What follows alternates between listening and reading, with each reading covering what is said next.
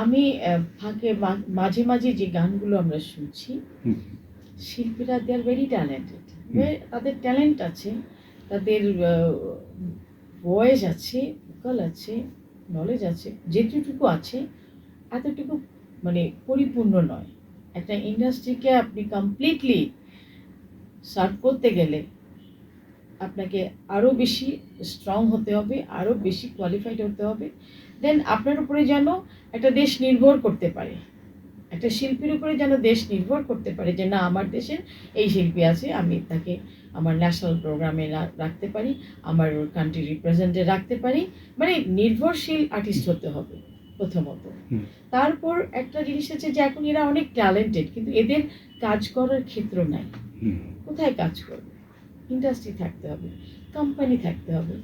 সেইগুলো যদি না থাকে তাহলে তারা কোথায় কাজ করবে? Definitely they are good artist, nice artist, যেটুকু কষ্ট করে করছে, হয়তো এখানে একটু দিচ্ছে, ওখানে একটু ইউটিউবে দিচ্ছে বা এই দিচ্ছে। মানে ইউটিউব তো এখন বিশাল একটা হেল্পফুল জায়গা।